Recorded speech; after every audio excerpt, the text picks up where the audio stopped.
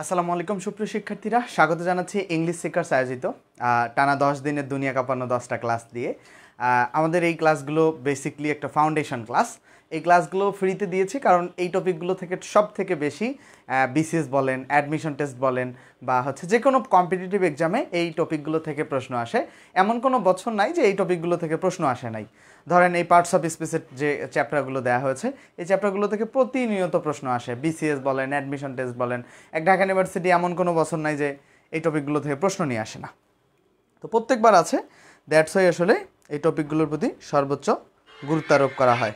ঠিক আছে, তো যারা আছেন, যারা দেখছেন শেষ পর্যন্ত, যারা আছেন এবং শেষ পর্যন্ত যারা দেখছেন, একটু বন্ধুদেরকে মেনশন করতে হবে এবং বন্ধুদেরকে জানাতে হবে ক্লাসের বিষয়ে। ঠিক আছে, যারাই আছেন বন্ধুদেরকে ক্লাসের বিষয়ে জানাতে হবে যেন সবাই যুক্ত হতে পারে। তো সবার আশা করছি দেখা যাচ্ছে এবং শোনাও যাচ্ছে, এবং অনেকের একটা চাওয়া ছিল না যে আমাকে একটু ভালো দেখা যাইতে হবে। সো এইটার রিজন হচ্ছে আমি এখন ব্ল্যাক ব্যাকগ্রাউন্ডে পড়াচ্ছি, আর যখন এই ব্ল্যাক ব্যাকগ্রাউন্ডটা হোয়াইট ব্যাকগ্রাউন্ড হয়ে যায় আমাকে তখন ভালো দেখা যায় না। ঠিক আছে, সো লাইটিং আসলে মেইনলি ইস্যু কোথা থেকে করে, এই ব্যাকগ্রাউন্ডের। সো এই ওয়ালটা আর ওই ওয়ালটা যখন আমি কালো করব তখন আরও বেশি লাইটিং ভালো হবে ইনশাল্লাহ। ঠিক আছে, মানে লাইটিং ভালোই আছে, ক্যামেরাও ভালো আছে, শুধুমাত্র ওয়াল কালো করতে হবে। এই যে এই রিফ্লেকশানগুলো আসে আর কি, মানে লাইটিং আল্লাহর রহমতে ভালো আছে। তো সবার আশা করছি শোনা যাচ্ছে, সবাই ঠিকঠাক দেখতে পাচ্ছেন, আর সবার দেখা এবং শোনা ঠিকঠাক যাচ্ছে আশা করছি। ওকে, হ্যাঁ,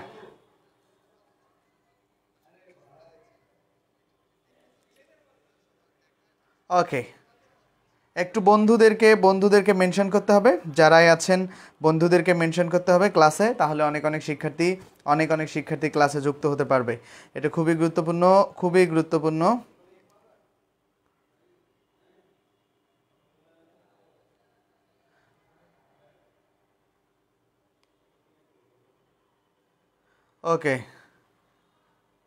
ওকে, অনেকেই যুক্ত হচ্ছে।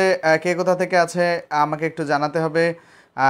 কে কোথা থেকে আছে সবাই আমাকে একটু জানাও, আর আমি তোমাদের কমেন্টগুলো দেখছি।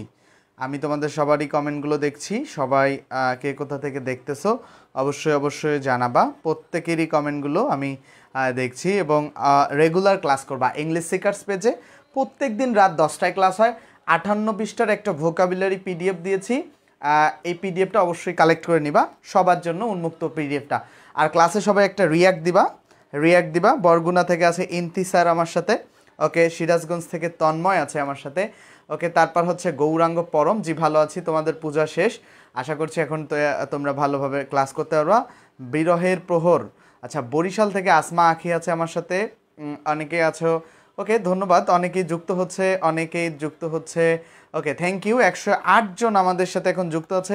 সবাই দয়া করে তোমাদের ভার্সিটি গ্রুপে বা স্কুল কলেজের যে গ্রুপগুলো আছে গ্রুপগুলোতে শেয়ার করবা, এবং আশা করছি যে ভালো হবে। ঠিক আছে, আরেকটা বিষয় হচ্ছে, যারা অনেকে সিনিয়র আমার ক্লাসগুলো দেখেন, তো সিনিয়রদের কাছে যেটা মানে আমি অনুনয় করছি বা একটা অনুরোধ, যে সিনিয়ররা ক্লাসগুলো দেখছেন, অবশ্যই এটা আমার জন্য অবশ্যই ইতিবাচক। কিন্তু সিনিয়রদেরকে যেটা বলবো, আসলে স্টুডেন্টদেরকে আমি তুমি করে বলতেই একটু অভ্যস্ত হয়ে গেছি। সো আই হোপ যে আমাকে তুমি করে বলতে হবে। আচ্ছা, পঞ্চগড় থেকে আছে সুদেব কুমার, রাকিব আছে আমার সাথে, তৃষ্ণা বড়ুয়া আছে, ভাইয়া খুলনা থেকে ক্লাস করছে, সামিরা খান, ইঞ্জিনিয়ার আবদুল্লাহ রাকিব ভাই আছেন, ওকে, মহসিন উদ্দিন আছেন, ওকে, জান্নাতুল বর্ণা আছেন, রাকিব রংপুর থেকে আছে আমার সাথে। রংপুরে কালকে সন্ধ্যার দিকে দেখা হবে তোমাদের সাথে। ঠিক আছে, রংপুরে আমি কালকে দুপুরবেলা যাব, রংপুরে দেখা হবে ইনশাল্লাহ। যারা রংপুরে আছো সবার সাথে দেখা হবে, রংপুরে আমার বাড়ি। ঠিক আছে, এই কারণে যাব, এটা বিশেষ কোনো কারণ নাই। আবার এই প্রশ্ন করো না রংপুর কেন। আচ্ছা, যারা ভোকাবুলারি পিডিএফ পাও নাই, ছেলেমেয়েরা যারা ভোকাবুলারি পিডিএফ পাও নাই, তারা অবশ্যই যে কাজটা করবা, অবশ্যই আমাদের ভোকাবুলারি পিডিএফটা কালেক্ট করে নিবা। ঠিক আছে, কোথা থেকে কালেক্ট করবা? ইংলিশ সিকার্সের ফেসবুক পেজ থেকে, বা পেজে একটা মেসেজ দিবা যে ভোকাবুলারি পিডিএফ লিঙ্ক, জাস্ট এইভাবে লিখবা যে ভোকাবুলারি পিডিএফ, সাথেই তোমাকে একটা রিপিট মেসেজের রিপ্লাই করবে, এআই করবে। ঠিক আছে, অটোমেটিকলি রিপ্লাই করবে, তোমার এআই থেকেই রিপ্লাই হবে যে ভোকাবুলারি পিডিএফটা তোমাকে দিয়ে দেবে, লিঙ্ক দিয়ে দেবে। লিঙ্কে তুমি যুক্ত হয়ে একটু মেসেজগুলো স্ক্রল করলেই আসলে তুমি পেয়ে যাবা। আবার এটা টেলিগ্রামে আছে, মেসেঞ্জারে দেওয়া আছে, যারা মেসেঞ্জারে ঢুকতে পারবে না তারা টেলিগ্রামে জয়েন করে পিডিএফ নিবা। ওকে, আমরা এখন শুরু করছি, ঠিক আছে, শুরু করছি, আর কথা বাড়াই না, অনেক কথা হয়ে গেছে, চলো আমরা যে বিষয়টা শেখার কথা ছিল আমরা সেখানে যাই। আচ্ছা, আরেকটা বিষয় খুব বলার মতোই, খুবই গুরুত্বপূর্ণ, ইংলিশ সিকার্স তোমাদের জন্য আয়োজন করেছে ফ্রি ক্লাসের, ঠিক আছে, ফ্রি কোর্স 10 দিনের জন্য ইংলিশ সিকার্সের পক্ষ থেকে তোমরা 10 দিনের একটা ফ্রি ক্লাস পাবা। ক্লাসগুলো আমি নিব, আমি রেজবি রহমান ঢাকা ইউনিভার্সিটিতে মাস্টার্সে পড়াশোনা করছি। আর এরপরে আসো যে ব্যাপার পরও চলো আমরা একটা ক্লাসের রুটিনগুলো দেখি, রুটিনটা দেখি যে প্রত্যেক দিন যে রাত 10টায় যে ফ্রি ক্লাস হবে সেই ফ্রি ক্লাসের রুটিন দেখবো। হ্যাঁ, অনেকেই কমেন্ট করছো, দাঁড়াও, কমেন্টগুলো পড়তে গেলে ক্লাসগুলো লেন্দি হয়, সো আমরা কমেন্টগুলো একটু বেশি পড়বো না, একটা সীমার মধ্যে রাখবো, ঠিক আছে। আমি কমেন্টগুলো দেখবো, বারবার নাম পড়লে ক্লাসটা লেন্দি হয়ে যায়। সো দেখো, প্রত্যেক দিন রাত 10টায় ক্লাস হবে ইংলিশ সিকার্স পেজে, সেটার একটা রুটিন আছে আসলে, প্রত্যেক দিন মানে মান্থলি বেসিসে ক্লাস চলতেই থাকবে। তোমরা যারা যুক্ত নেই ইংলিশ সিকার্স পেজে যুক্ত হবা, ফ্রি ক্লাস হচ্ছে টানা 10 দিন, এই basic to advance free class হবে, বেসিক থেকে অ্যাডভান্স পর্যন্ত ইংলিশের ফ্রি ক্লাসগুলো হবে। এরপরে আসো, আমাদের ক্লাস শুরু হয়ে গেছে 2 অক্টোবর থেকে, ফ্রি ক্লাস 2 অক্টোবর থেকে শুরু হয়েছে, এবং হচ্ছে 10 দিনের, আজকে হচ্ছে নাউন, তারপরে হচ্ছে কি আমাদের এরকম অ্যাডজেক্টিভ হবে, অ্যাডভার্ব হবে, ভার্ব হবে, জেরান্ড হবে, তারপরে হচ্ছে পার্টিসিপল হবে, ফ্রেজ হবে, তারপরে হচ্ছে তোমার ক্লোজ হবে, রাইট ফর্ম হবে। এইখানে যে 10টা টপিক দিয়েছি, আপনি যে লেভেলের স্টুডেন্ট হন, ধরেন ইউনিভার্সিটি অ্যাডমিশন বা যে কোনো কম্পিটিটিভ এক্সামের যে জায়গায় যান ভাই, এই 10টা টপিক হচ্ছে খুব ক্রিম টপিক।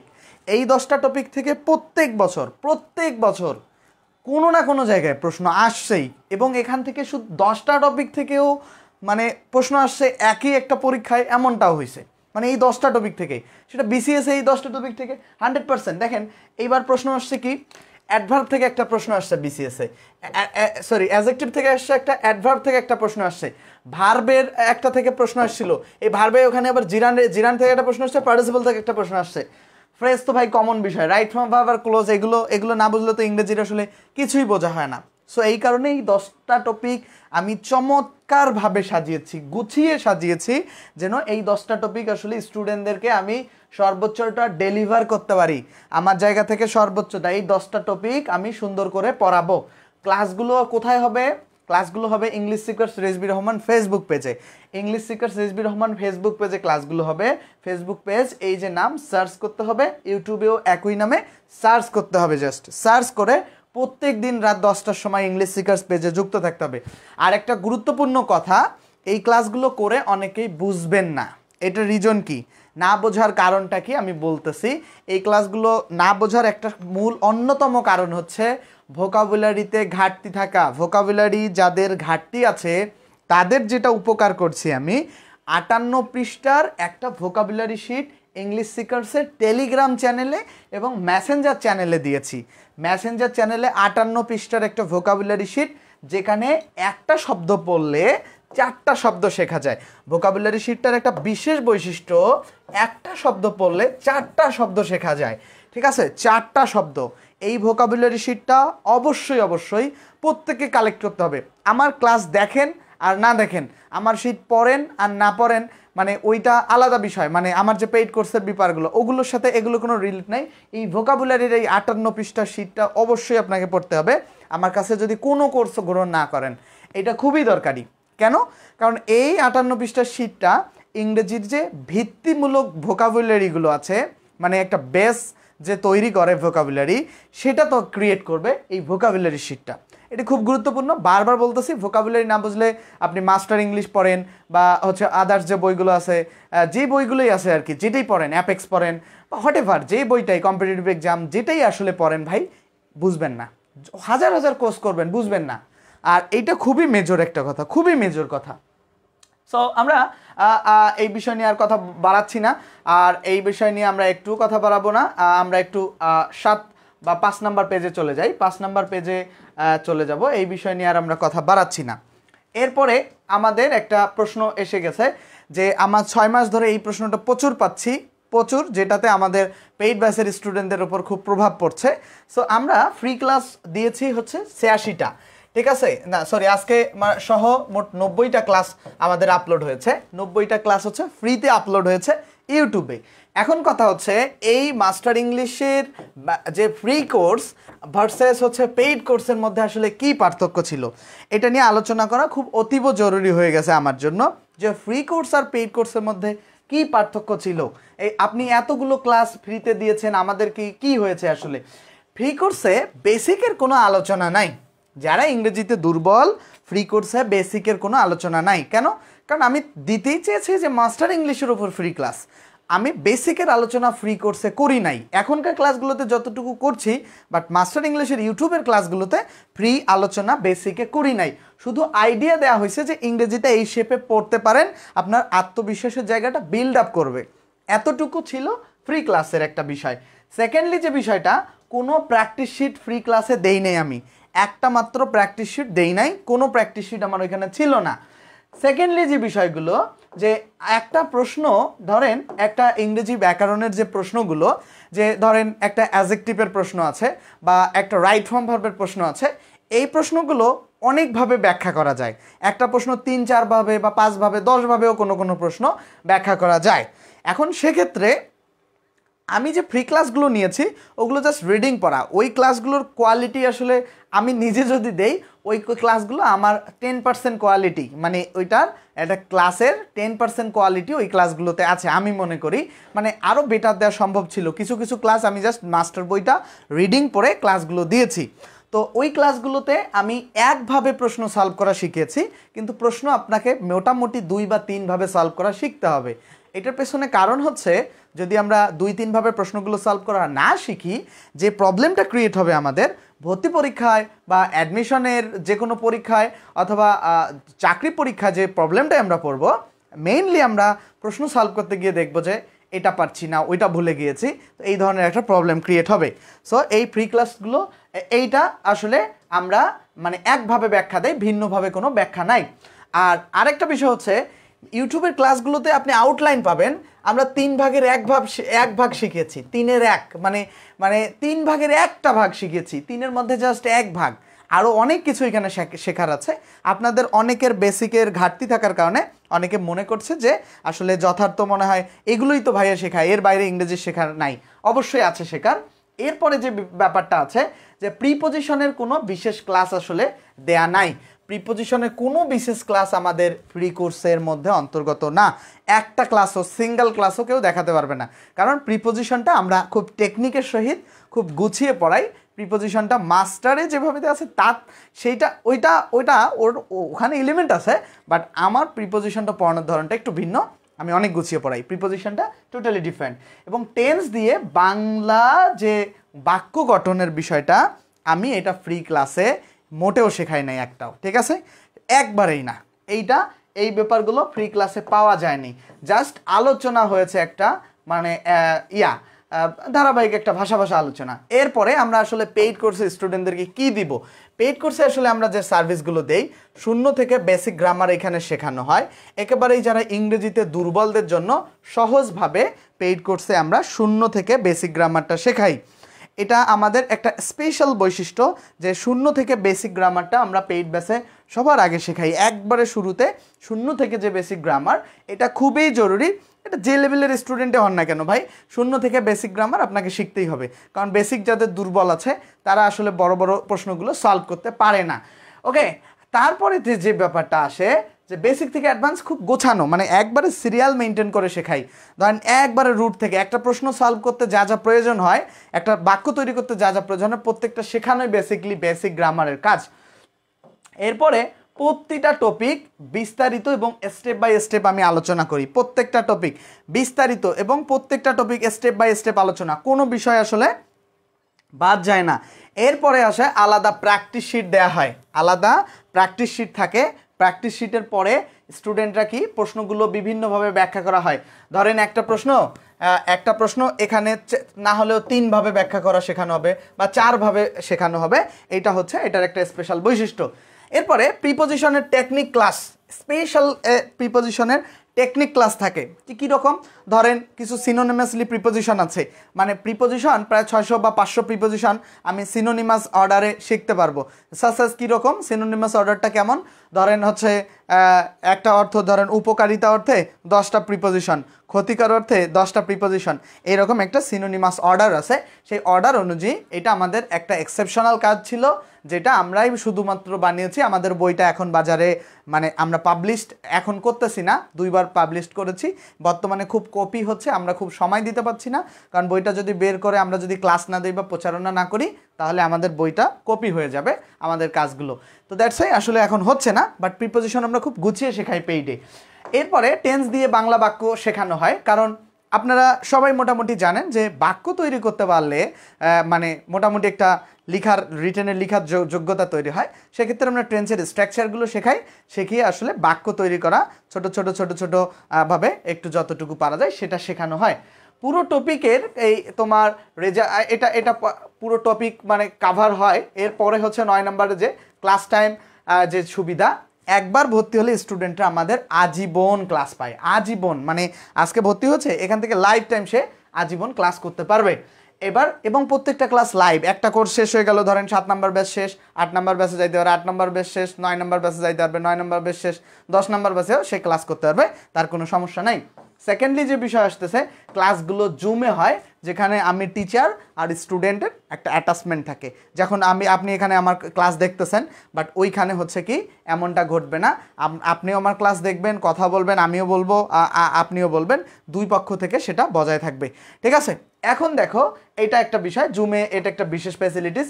এবং প্রতি সপ্তাহে আমরা একটা কিউএনএ এর আয়োজন করি। কিউএনএটা ব্যাপার কি, কোশ্চেন আনসারিং। ধরেন আপনার এই পড়াশোনাগুলো করেছেন, ধরেন পার্টস অফ স্পিচ পড়াশোনা করছেন, ওইখানে ঝামেলা ক্রিয়েট হয়েছে, সো ওইটার একটা সলভ দেওয়ার চেষ্টা করি কিউএনএতে। ঠিক আছে, যার যতগুলো মানে ধরেন 6 মাস পরেও যদি আপনার একটা প্রবলেম অ্যারাইজ হয়, আমাকে নক দিলে আমি সেটার সলভ করাই দেওয়ার চেষ্টা করব, কারণ স্টুডেন্ট একটা আমার স্টুডেন্ট, আজীবনই সে আমার স্টুডেন্ট। তারপরে আমরা এখন পরবর্তীতে হচ্ছে কি যে 20 থেকে 22,000 যে টাইপ প্রশ্ন সলভ করা হয়েছে মাস্টার ইংলিশ বইয়ে, সেটাও কিন্তু এই কোর্সেরই অন্তর্গত। 20 থেকে 22,000 এই কোর্সেরই অন্তর্গত। প্রত্যেকটা এমসিকিউ এর ব্যাখ্যা করা হয়, প্রত্যেকটা এমসিকিউ এর ব্যাখ্যাও করা হয়, এবং শিক্ষার্থীদের জন্য 100 পৃষ্ঠার একটা ভোকাবুলারি পিডিএফ আমরা প্রোভাইড করব আমাদের পেইড ব্যাচের গ্রুপে। এর বাইরে অতিরিক্ত অ্যাপ্রোপ্রিয়েট প্রিপোজিশনের এমসিকিউ এর মানে একটা পিডিএফ প্রোভাইড করা হবে, ফ্রেজ অ্যান্ড ইডিয়মসের পিডিএফ প্রোভাইড করা হবে, এবং আমরা আলাদাভাবে কিছু প্র্যাকটিস শিট দিব। এই এলিমেন্টগুলো আমাদের স্টুডেন্টদেরকে গ্রামার ভিত্তিক দিব। ঠিক আছে, আর এই যে বেসিক টু মাস্টার কোর্সে এই সেবাগুলো দেয়া হবে। আমরা বর্তমানে 510 টাকা ফি রাখছি, 7 অক্টোবরের পরে আমরা 850 টাকা রাখবো। এখন পুরোপুরি সিদ্ধান্ত আপনার, যদি ভর্তি হতে চান আমার নাম্বারে ফোন দিয়ে ভর্তি হবেন। ঠিক আছে, এই হচ্ছে বিষয় যা এখানে জব সিকার্স, অ্যাডমিশন এবং যাদের প্রয়োজন এই সিলেবাসে তারা পড়তে পারবে। এখন আমরা চলেন আমরা যে বিষয়টা পড়ব, এখন আমরা পড়বো অ্যাডজেক্টিভ। চলেন এখন আমরা পড়বো অ্যাডজেক্টিভ। অ্যাডজেক্টিভের পজিশন, আমরা অ্যাডজেক্টিভে মূল পড়াশোনা এখন শুরু হবে। আচ্ছা আচ্ছা খেয়াল করি। আচ্ছা, এই হচ্ছে মূল পড়াশোনা, অ্যাডজেক্টিভের আজকে পড়াশোনা শুরু হবে। চলেন আমরা সেখানে শিখতে যাই। তো অ্যাডজেক্টিভ আসলে কি, অ্যাডজেক্টিভ আসলে কি সবার আশা করছি দেখা যাচ্ছে এবং সবার শোনা যাচ্ছে। অ্যাডজেক্টিভের মূল পড়াশোনা এখন শুরু হচ্ছে, মূল পড়াশোনা এখন শুরু হচ্ছে। আচ্ছা শুরু করি অ্যাডজেক্টিভের মূল পড়াশোনা। এখন যে অ্যাডজেক্টিভ আসলে কিভাবে চেনা যায়, খেয়াল করি যে নাউনকে কেমন দ্বারা প্রশ্ন করে অ্যাডজেক্টিভ পাওয়া যায়। তাহলে অ্যাডজেক্টিভ পাইতে গেলে আমাকে সবার আগে বুঝতে হবে যে নাউন কোনটা। ঠিক আছে, অ্যাডজেক্টিভ পাইতে গেলে সবার আগে কি বুঝতে হবে যে নাউন কোনটা। তাহলে আমরা খেয়াল করি, রহিম ইজ এ গুড টিচার। এখন এই গুড শব্দটা যদি অ্যাডজেক্টিভ হয় সেটা ডিপেন্ড করবে এই টিচারের ওপর। এই যে টিচার আছে, এই টিচার একটা নাউন, এই নাউনটার ওপর। এই নাউনটাকে প্রশ্ন করতে হবে কেমন দ্বারা, এই নাউনটাকে কী দ্বারা প্রশ্ন করতে হবে, কেমন দ্বারা। যদি রহিম ইজ এ গুড টিচার, তো এই যে টিচার একটা নাউন, এই নাউনটাকে যদি আমরা কেমন দ্বারা প্রশ্ন করি যে কেমন শিক্ষক, তাহলে উত্তর আসতেছে কি ভালো শিক্ষক। রাইট, উত্তর আসতেছে কি ভালো শিক্ষক। এই যে নাউনকে কেমন দ্বারা প্রশ্ন করে আমরা যে উত্তরটা পেলাম, এই উত্তরটাই হচ্ছে বেসিকলি অ্যাডজেক্টিভ। তাহলে আমাদের মূল কনসেপ্টটা কি, সবার কাছে কি ব্যাপারটা দেখো। আমরা প্রথমে কি করব, অ্যাডজেক্টিভ খুঁজে পাওয়ার জন্য একটা নাউন চিহ্নিত করব, সেই নাউনটাকে আমরা কেমন দ্বারা প্রশ্ন করব, তাহলে যে উত্তরটা পাবো সেটা অ্যাডজেক্টিভ। এখন কথা হতেছে, তোমরা এই প্রশ্ন সবাই করতে পারো যে ভাইয়া গুড যে অ্যাডজেক্টিভ এটা কে না জানে, এটা কি আপনি কি এক্সেপশনাল পড়ালেন যে একটা মানে জব সিকার্সের কোর্সে এসে বা অ্যাডমিশন টেস্টের। দাঁড়াও একটু ওয়েট করো, পড়ানো আরও আছে। ধরো এই যে এখানে বলছে কি অ্যাটেন্টিভ স্টুডেন্ট, খেয়াল করো এই যে স্টুডেন্ট শব্দটা এটা একটা নাউন, এটা সবাই স্বীকার করো। এই নাউনটাকে প্রশ্ন করো যে কেমন স্টুডেন্ট, উত্তর আসতেছে কি অ্যাটেন্টিভ স্টুডেন্ট। এই নাউনটাকে প্রশ্ন করি আমরা কেমন স্টুডেন্ট, উত্তর আসতেছে কি অ্যাটেন্টিভ স্টুডেন্ট। এখানে নাউনটাকে প্রশ্ন হচ্ছে কেমন টিচার, গুড টিচার। তাহলে আমরা যেটা খেয়াল করতেছি যে নাউনটাকে কেমন দ্বারা প্রশ্ন করলে উত্তরে আমরা অ্যাডজেক্টিভ পাচ্ছি। আচ্ছা এখন খেয়াল করি আমরা এটা যদি বুঝি, আমরা এইবার খেয়াল করি এখানে একটা উদাহরণ লিখতেছি যে ক্লাস, দেখেন ক্লাস আর পার্টি, ঠিক আছে ক্লাস এবং পার্টি। এখানে বলছে কি যে ক্লাস পার্টিতে, এই যে পার্টিতে কেমন দ্বারা প্রশ্ন করি, পার্টিটা তো একটা নাউন রাইট। এইখানে একটু ভিন্নতা আসছে। ওকে, সবাই যারা ক্লাস দেখতেছে, ইঞ্জিনিয়ার আব্দুল্লাহ রাকিব থেকে শুরু করে যারাই ভাই ক্লাস দেখতেছেন সবাইকেই অনেক অনেক স্বাগত জানাচ্ছি। ক্লাসে যারাই দেখতেছেন অবশ্যই ক্লাসটা একটা রিয়াক্ট দিবেন, ঠিক আছে। সবার আসলে আমি একটু টিপিক্যাল ক্লাস নিতে কম পছন্দ করি, ঠিক আছে, যে আমি একটু ক্লাসে 20 মিনিট পড়াবো, সেটার জন্য পড়ানোর মতো হয়, মানে ওইটার জন্য স্টুডেন্টের কাজে লাগে, ঠিক আছে। অবশ্যই স্টুডেন্টের জন্য কাজে লাগে, আমি সেভাবে পড়ানোর চেষ্টা করি।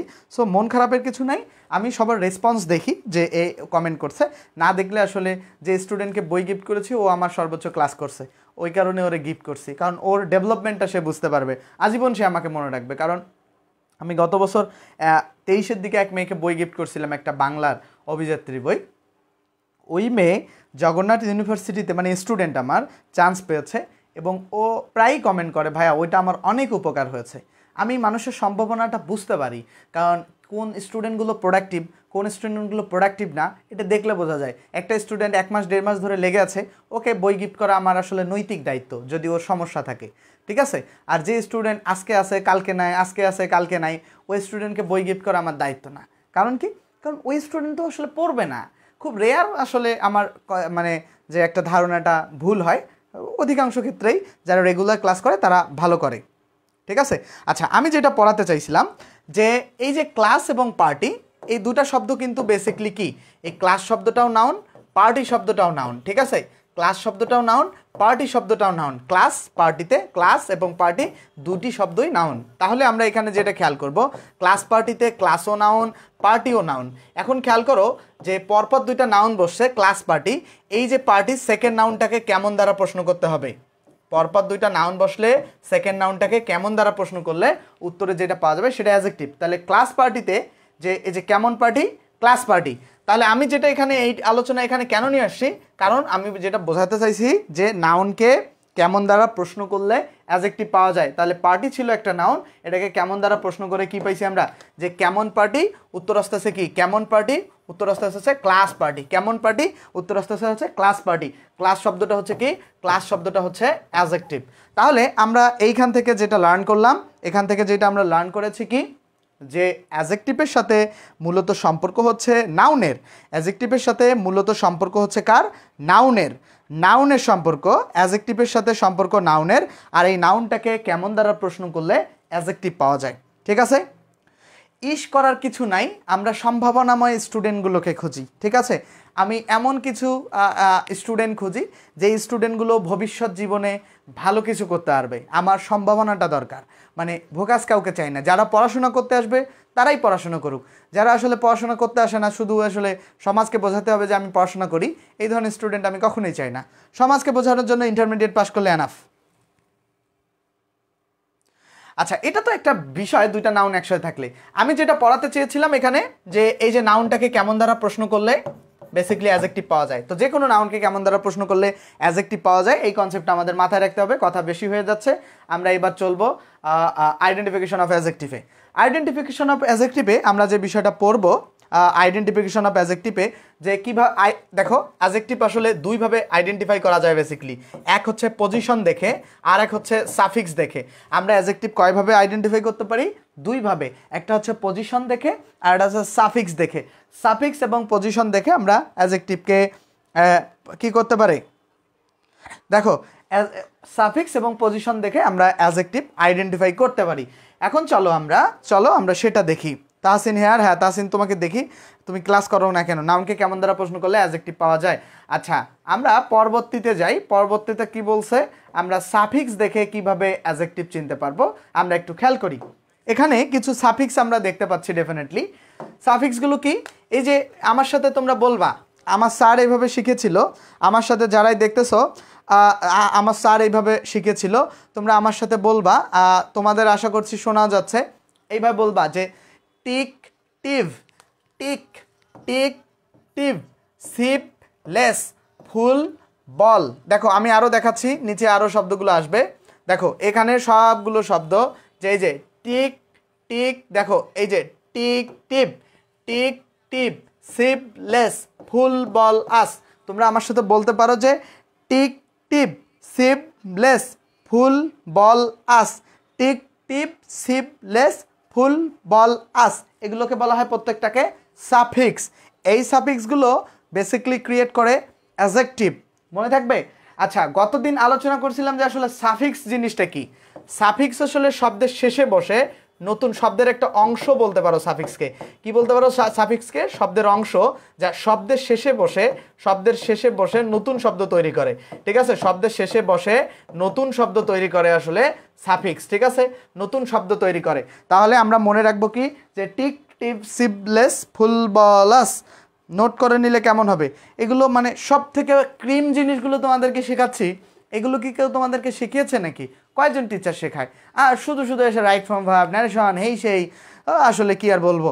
আচ্ছা দেখো টিক টিপ, সিপলেস, ফুল বলাস এগুলো হচ্ছে সাফিক্স। এই সাফিক্সগুলো ক্রিয়েট করে অ্যাডজেক্টিভ ক্রিয়েট করে। আমরা খেয়াল করি তাহলে এই যে সাফিক্স, এই যে শব্দটা খেয়াল করি আমরা, এখানে বলছে কি যে টিক আর আইসি। দেখো তো অপটিমিস্টিক শব্দটার শেষে কি টিআইসি আছে না? দেখো অপটিমিস্টিকের বাংলা অর্থ হচ্ছে আশাবাদী। আশাবাদী মানে যে আশা করে থাকে, যে বলে না যে আশাবাদী মানুষ। দেখো তো বলি না আমরা এইভাবে টিক টিপ, সিপলেস, ফুল বলাস। আচ্ছা কার নেটওয়ার্ক সমস্যা রে? আমার নেটওয়ার্ক সমস্যা? আমার ফোনে তো আমি ভালোই দেখতে পাচ্তেছি।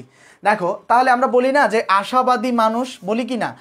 দেখো কি বলি, আশাবাদী মানুষ। তাহলে আমরা, মানুষটা তো একটা নাউন, এই নাউনটাকে কেমন দ্বারা প্রশ্ন করে উত্তর পাচ্ছি, যে কেমন মানুষ, উত্তর আসতেছে কি আশাবাদী মানুষ। তাহলে আমরা এখানে দুইটা ভাবে শিখলাম যে আশাবাদী শব্দটা অ্যাডজেক্টিভ, সেটার ইংরেজি হচ্ছে অপটিমিস্টিক, বা অপটিমিস্টিক শব্দটা অ্যাডজেক্টিভ বেসিক্যালি। সেটা কিভাবে, আমরা যদি অপটিমিস্টিকের পরে একটা নাউন বসাই দেই, সেই নাউনটাকে যদি আমরা কেমন দ্বারা প্রশ্ন করি, সেক্ষেত্রেও এটা অ্যাডজেক্টিভ। আবার শব্দের শেষে টিআইসি আছে, সেক্ষেত্রেও একটা অ্যাডজেক্টিভ। বুঝতে পারছি আমরা সবাই? ক্লিয়ার কনসেপ্টটা ক্লিয়ার? আমরা যদি একটা উদাহরণ লিখি, আমার নেটের সমস্যা, আমার কি বলে, আমার তো নেট খুব মানে চাঙ্গা নেট মনে হচ্ছে, আমার কাছে তো নেট ভালোই মনে হচ্ছে রে ভাই, আমার কাছে নেট ভালোই মনে হচ্ছে। আচ্ছা তাহলে এখানে টিপ থাকলেও সেটাও অ্যাডজেক্টিভ হবে, যেমন অ্যাটেনটিভ। সিপ থাকলেও অ্যাডজেক্টিভ হবে, যেমন এক্সপেন্সিভ। তারপর লেস থাকলেও অ্যাডজেক্টিভ হবে, যেমন হচ্ছে কেয়ারলেস। ঠিক আছে, তাহলে এই শব্দগুলো বেসিক্যালি কি হবে, অ্যাডজেক্টিভ হবে। তারপরে হচ্ছে কি, সিপ থাকলে অ্যাডজেক্টিভ, লেস থাকলে অ্যাডজেক্টিভ। তারপরে হচ্ছে কি, এই যে কেয়ারলেস শব্দটা অ্যাডজেক্টিভ। ফুল থাকলে অ্যাডজেক্টিভ হবে, যেমন কেয়ারফুল। বল থাকলে অ্যাডজেক্টিভ হবে, যেমন রেসপন্সিবল। ওইউএস থাকলে অ্যাডজেক্টিভ হবে, যেমন কনশাস। আচ্ছা এই শব্দগুলো যে অ্যাডজেক্টিভ,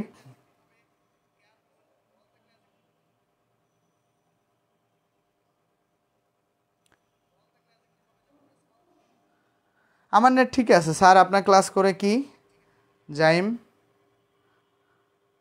ওকে আচ্ছা, আমার নেট তো ঠিকই থাকার কথা। তাহলে এই শব্দগুলো অ্যাডজেক্টিভ সবাই নোট করেছো? কেন? এই যে শব্দের শেষে দেখো এই যে যুক্ত হয়েছে লেস, ফুল, এগুলো যুক্ত হয়েছে, এগুলো অ্যাডজেক্টিভ ক্রিয়েট করে। ক্লিয়ার সবার কাছে ক্লিয়ার? সবার কাছে ক্লিয়ার? ওকে সবার কাছে ওকে সবাই বুঝছো? ওকে ঠিক আছে, সবাই ক্লিয়ার বলতেছে। Okay thank you. ওকে তাহলে আমরা পরবর্তীতে যাই। আচ্ছা পরবর্তীতে যাই। ওকে ধন্যবাদ। ওকে সবার কাছে ক্লিয়ার হয়েছে, ভালো। আচ্ছা আমরা পরবর্তীতে যাই। আচ্ছা আমাদের 0 থেকে গ্রামার শেখার জব সিকার্সের যে কোর্স, সেটা আমরা 7 অক্টোবর পর্যন্ত আমরা রাখতেছি হচ্ছে 510 টাকা জব সিকার্সদের জন্য, যেটা 7 অক্টোবর ক্রস করবে তখন সেটা হয়ে যাবে আমাদের 850 টাকা। 7 অক্টোবরের মধ্যে আপনারা ভর্তি হয়ে যেতে পারেন। ক্লাসগুলো জুমে হবে, লাইভ ক্লাস, এবং টার্গেট পাবলিক ইউনিভার্সিটি সবগুলোর জন্য বেসিক থেকে অ্যাডভান্স গ্রামারের যে কোর্স, এটা এখন আপাতত 510 টাকা আছে। আমাদের 7 অক্টোবরের পরে এটা হয়ে যাবে 1020 টাকা। সেম এই মেডিকেল অ্যাডমিশনের কোর্স হচ্ছে 750। ভর্তি হতে এই নাম্বারে ফোন দিয়ে ভর্তি হতে পারেন, হোয়াটসঅ্যাপে কল দিতে পারেন। আমরা পরবর্তী যে বিষয়গুলো শিখব, এখানে আরও গুরুত্বপূর্ণ বিষয় আছে কি, যে শব্দের শেষে এল থাকলে বেসিক্যালি সেই শব্দটাও অ্যাডজেক্টিভ হয়। কেমন কি, এই যে বেসিক্যালি এটা এইভাবে লিখবো যে নাউনের সাথে দেখো নাউনের সাথে এল থাকলে, নাউনের সাথে কি থাকলে, নাউন প্লাস এল থাকলে সেই শব্দটা অ্যাডজেক্টিভ হয়। নাউন প্লাস এল থাকলে, যেমন একটা শব্দ আছে কি ন্যাশন, এই ন্যাশন শব্দটা একটা নাউন না, ন্যাশন শব্দটা একটা নাউন না, এটার সাথে যুক্ত হয়েছে কি এল, হয়ে গেছে কি ন্যাশনাল, ন্যাশনের সাথে এল যুক্ত হয়ে গেছে কি এই ন্যাশনাল, এই ন্যাশনাল শব্দটা কি অ্যাডজেক্টিভ। কিভাবে, নাউনের সাথে এল। আর একটা নিয়ম আমরা নাউনের ক্লাসে পড়ছিলাম কি, যে ভার্বের সাথে এল থাকলে, ভার্বের সাথে এল থাকলেও সেই শব্দটা অ্যাডজেক্টিভ হয়। ভার্বের সাথে এল থাকলেও সেই শব্দটা নাউন হয়। ভার্বের সাথে এল থাকলে সেই শব্দটা নাউন হয়। যেমন একটা নিয়ম পড়ছিলাম কি, যে রিমুভ যোগ এল সমান হচ্ছে কি রিমুভাল। একটু নিয়ম পড়ছিলাম না, রিমুভ যোগ এল রিমুভাল, আবার সারভাইভ যোগ এল সারভাইভাল। নিয়মগুলো পড়ছিলাম, মনে আছে? নিয়মগুলো কি মনে আছে? মনে আছে সবার কাছে কি এই নিয়মগুলো মনে আছে? আচ্ছা, ওকে, আশা করছি যে এটা ক্লিয়ার কি না? ওকে ওকে ওকে, থ্যাংক ইউ। স্ক্রিনে কমেন্ট তো আমার জন্য আসে না, তোমার নিজের কারণে আসে, আমার জন্য স্ক্রিনে কমেন্ট আসে না। তাহলে বুঝছো, এটা লিখছো?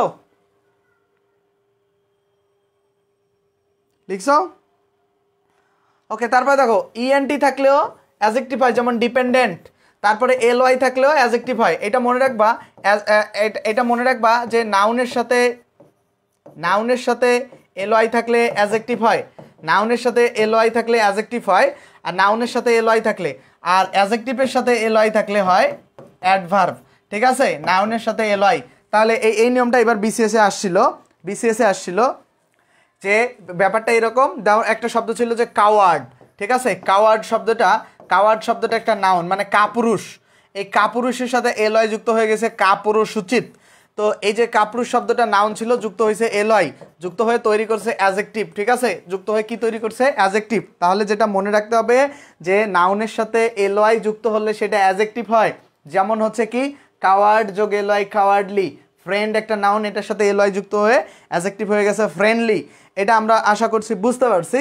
এরপরে যে ব্যাপারটা মাথায় রাখছে, অ্যাডজেক্টিভের সাথে এলওয়াই যুক্ত হলে অ্যাডভার্ব হয়। যেমন একটা শব্দ আমরা দিলাম যে নাইস, নাইসের সাথে এলওয়াই যুক্ত হয়ে কি হলো? নাইসলি। এটা কিভাবে হলো?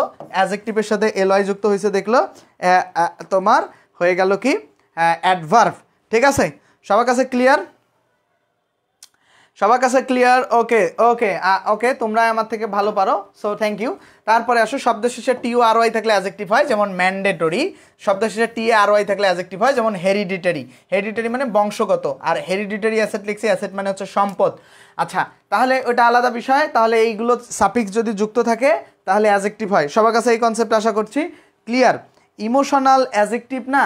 তুমি বলো তো ইমোশনাল অ্যাডজেক্টিভ কি না? তুমি একটু বলো তো ইমোশনাল, তুমি খুব ইমোশনাল হয়েই কথাটা মনে হয় বলছো। তুমি বলো তো ইমোশনের সাথে, ইমোশন শব্দটা একটা নাউন, সেটার সাথে এল যুক্ত হয়েছে, তাহলে এটা কি হবে? আচ্ছা, খেয়াল করি আমরা, বলছে যে পজিশন অফ অ্যাডজেক্টিভের একটা প্রশ্ন এখানে দেখতে পাচ্ছি স্ক্রিনে, তোমরা একটু সলভ করে ট্রাই করো।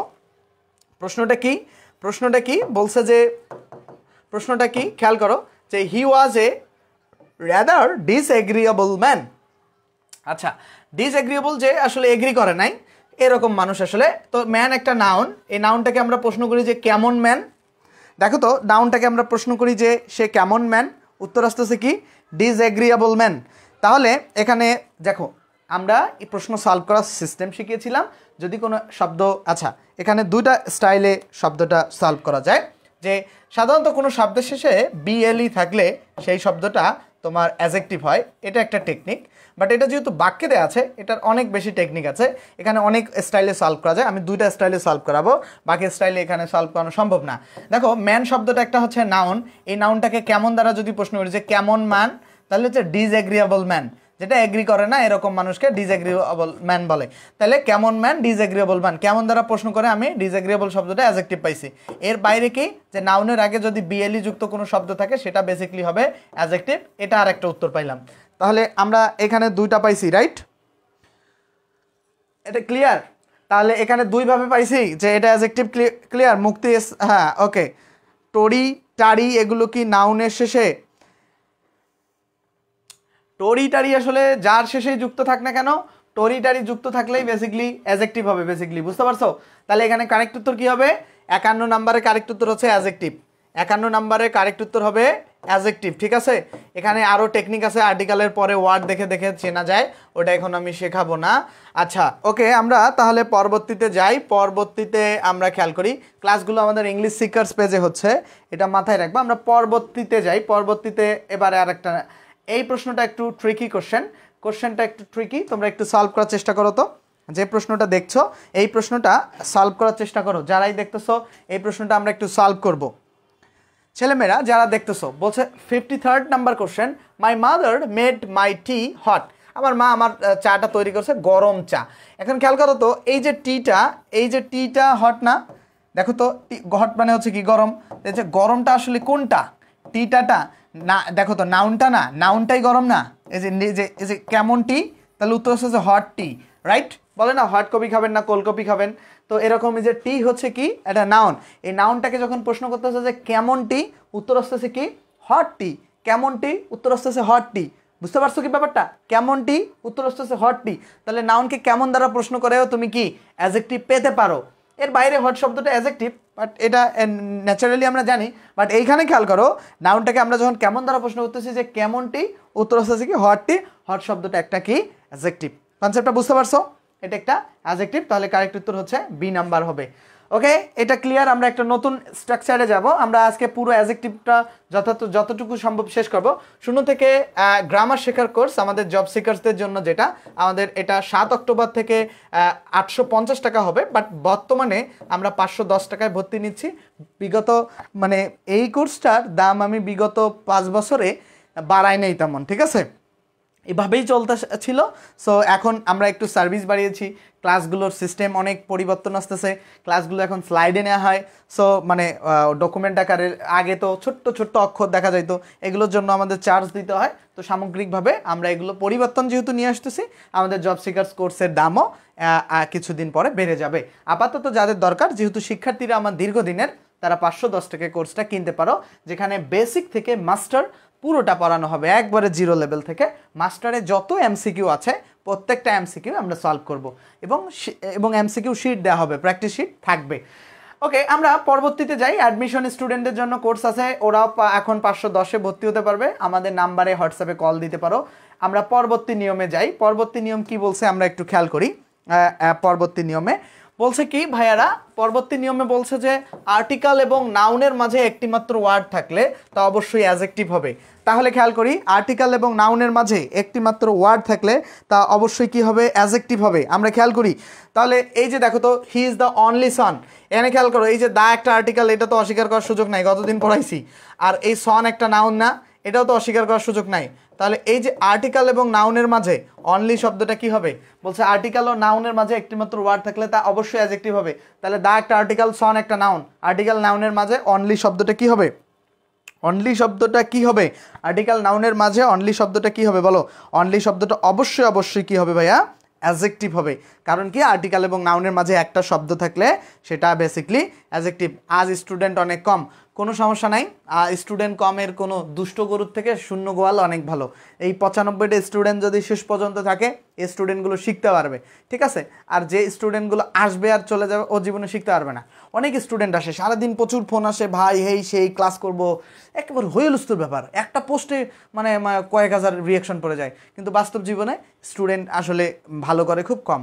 মানে এখানে এটা তো আবেগের জায়গা না, এটা বিবেকের জায়গা, ঠিক আছে? আচ্ছা, আমরা এটা খেয়াল করি যে এখানে দেখো দ্য ভেরি পারসন, খেয়াল করো এই যে দ্য ভেরি পারসন, তোমরা বেসিক্যালি জেনে আসতা কি বলো তো? তোমরা বেসিক্যালি জেনে আসতা যে ভেরি শব্দটা অ্যাডভার্ব হয়, রাইট? এটাই তো তোমরা জানতা। বাট এইখানে কেন হয় নাই অ্যাডভার্ব? এইখানে দা হচ্ছে একটা কি, দা হচ্ছে একটা তোমার আর্টিকেল, আর পারসন হচ্ছে কি একটা নাউন। আর আর্টিকেল এবং নাউনের মাঝে একটা মাত্র শব্দ থাকলে সেই শব্দটা তোমার বেসিক্যালি অ্যাডজেক্টিভ হবে, তাহলে এটা অ্যাডভার্ব হবে না।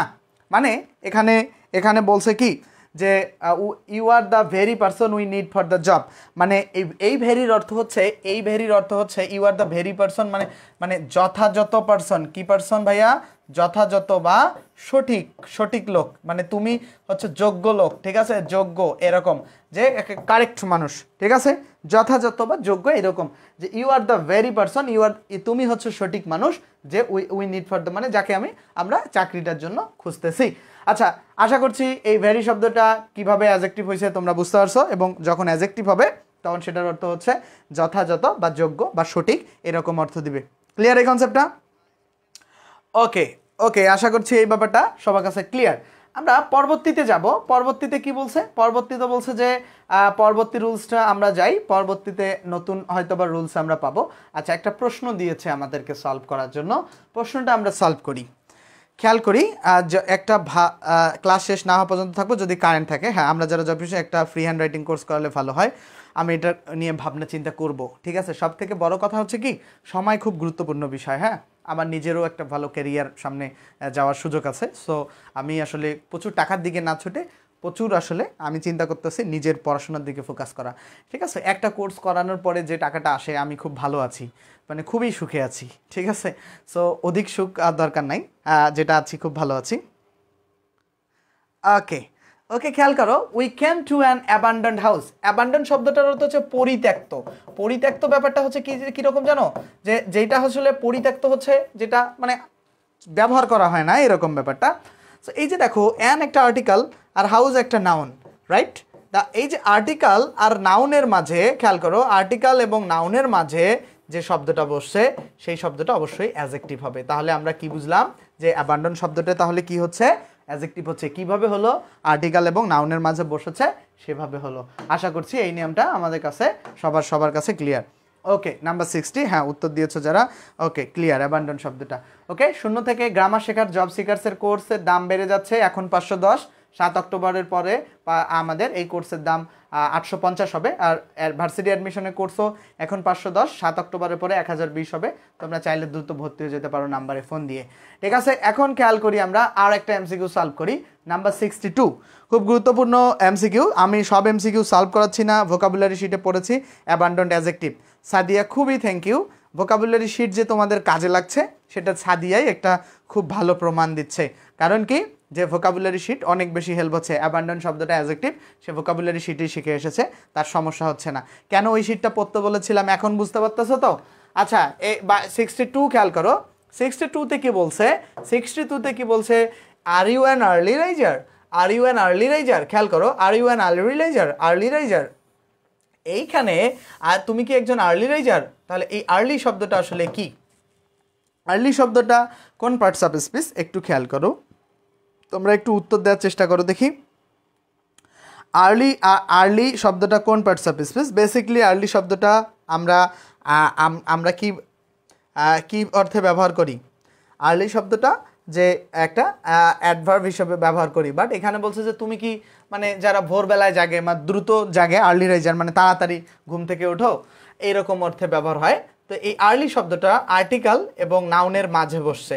কি? আর্টিকেল এবং নাউনের মাঝে যেই শব্দ বসে সেই শব্দ বেসিক্যালি অ্যাডজেক্টিভ হয়। সো আর্লি শব্দটা হবে একটা অ্যাডজেক্টিভ। কনসেপ্টটা বুঝতে পারছো? নাম্বার 62 এর যে আর্লি শব্দটা হবে একটা অ্যাডজেক্টিভ। কেন অ্যাডজেক্টিভ? কারণ আর্টিকেল এবং নাউনের মাঝে বসেছে, দ্যাটস ওয়াই এটা অ্যাডজেক্টিভ। কনসেপ্টটা ক্লিয়ার সবার কাছে? আর্টিকেল এবং নাউনের মাঝে কোনো শব্দ বসলে সেই শব্দটা বেসিক্যালি কি হয়? অ্যাডজেক্টিভ হয়। সবার কাছে ওকে? ওকে ওকে, থ্যাংক ইউ। আমরা 62 এর ব্যাপারটা অ্যাডজেক্টিভ কারেক্ট উত্তর। আমরা পরবর্তীতে যাব। পরবর্তীতে কি বলছে ভাইয়া? এইটা খুবই গুরুত্বপূর্ণ প্রশ্ন, এই প্রশ্নটা অনেকেই সলভ করতে পারবে না। আচ্ছা, এই প্রশ্নটা অনেকেই সলভ করতে পারবে না, খুবই গুরুত্বপূর্ণ প্রশ্ন। এই প্রশ্নটা অনেকেই সলভ করতে পারবে না, 100% গ্যারান্টি দিলাম। এবং অনেকে ব্যাখ্যা বুঝেও না এটার। এখন পর্যন্ত অনেকেই এই নাম্বার 67 নাম্বার কোশ্চেনের ব্যাখ্যাও বোঝে না, অনেকে এটা সলভও করতে পারবে না। নাম্বার 67 নাম্বার কোশ্চেনের ব্যাখ্যা অনেকে বোঝে না এবং এটা সলভও করতে পারবে না। যারাই দেখতেছে অনেকেই এইটার ব্যাখ্যাও বোঝে না এবং সলভও করতে পারবে না, অনেকেই বোঝে না এটা এটা ব্যাখ্যাও বোঝে না এবং এটা সলভও করতে পারবে না। দেখো এই প্রশ্নটা একটু দেখো, তোমরা একটু সলভ করো, ট্রাই করো দেখি এটার কারেক্ট উত্তর কী হবে। আমি তোমাদের সবার কমেন্টে দেখছি। হ্যাঁ দেখো অনেকেই পারবে না। দেখি আমরা যদি খেয়াল করি দেখো, ওকে ট্রাই করো আরেকটু, তোমাদেরকে ভাবতে দেই। এটা যেহেতু কঠিন প্রশ্নটা খুব গুরুত্বপূর্ণ।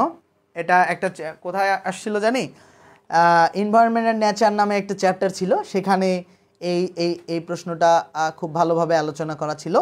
তো ওখান থেকে পরীক্ষা আসছিল অনেক জায়গায়, সো ওইখান থেকে এই প্রশ্নটা নেয়া আর কি।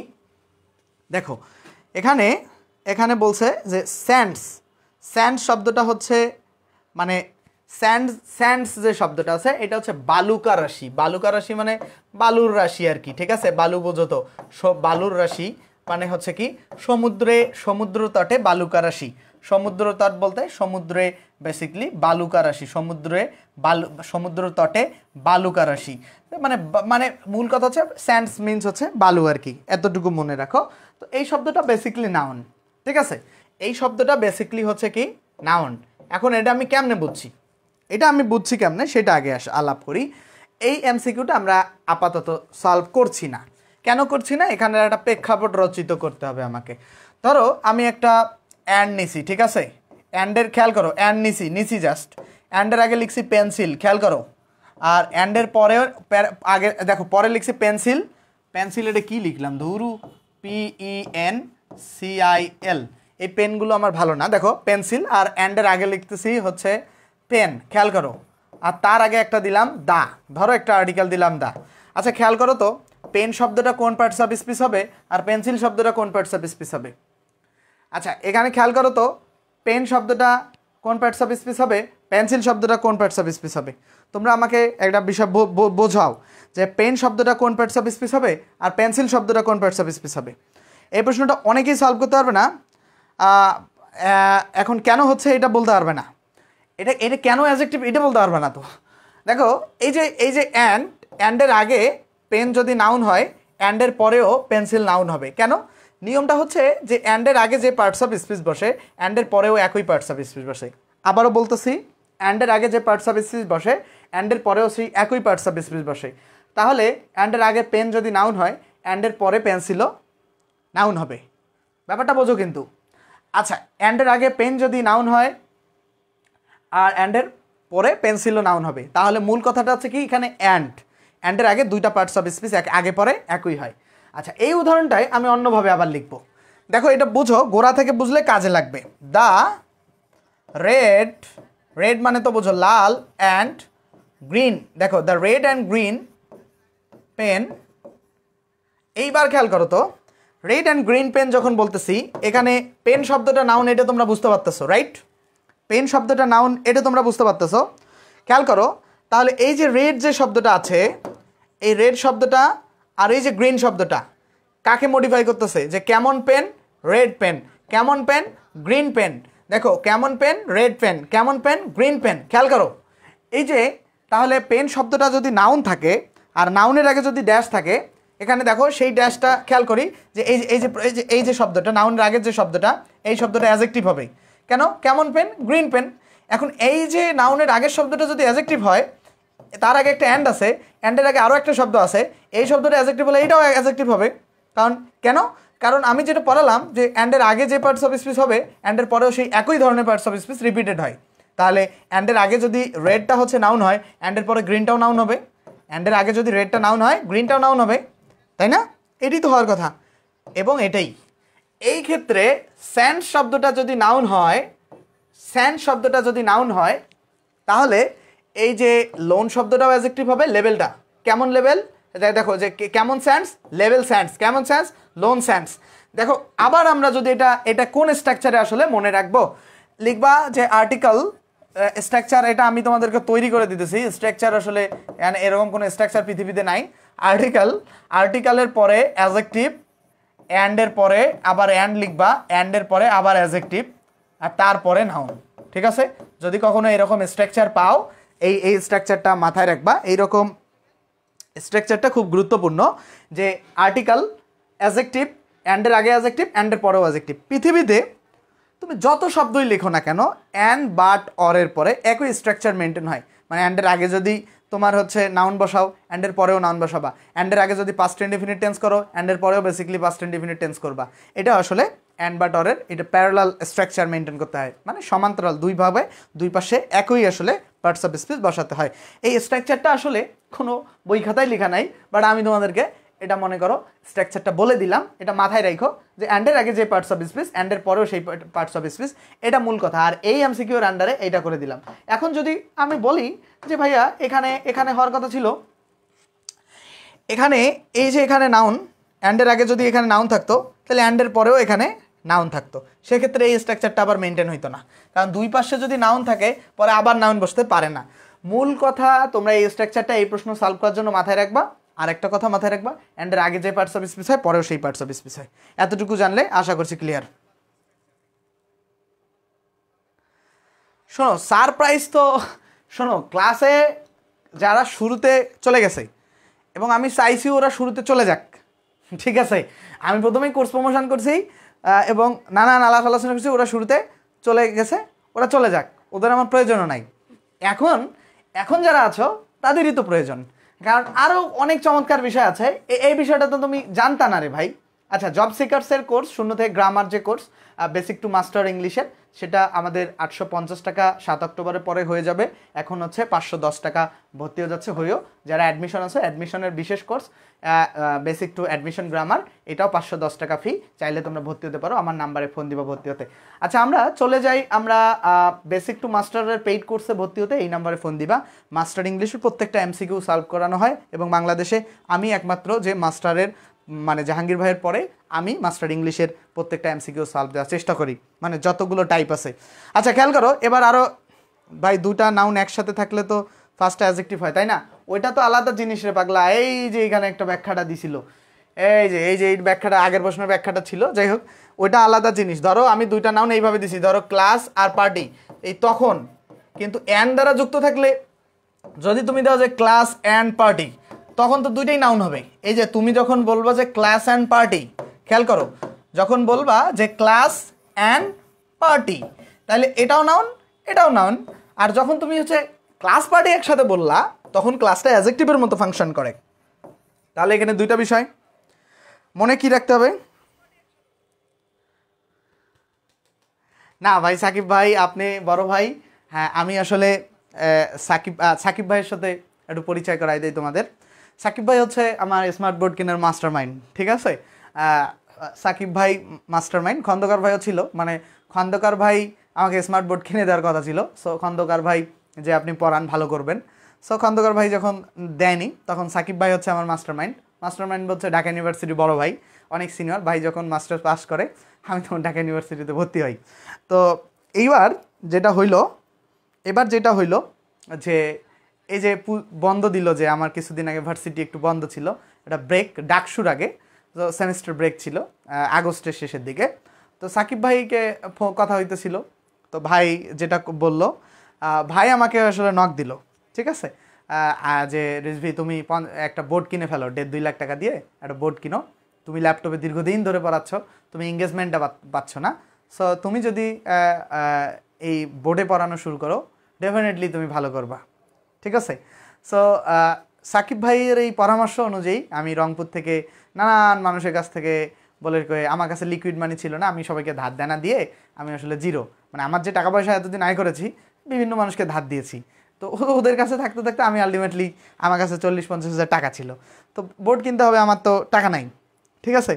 তো টাকা যখন ছিল না, তো তখন কি করলাম, যে টাকা কি তো ম্যানেজ করতে হবে, তো টাকা ম্যানেজ করলাম আসলে কোনো না কোনোভাবে, সেই করে, মানে আমার আব্বা টাকা দিয়েছে বেসিকলি, আর সেকেন্ড টাকাটা আমার।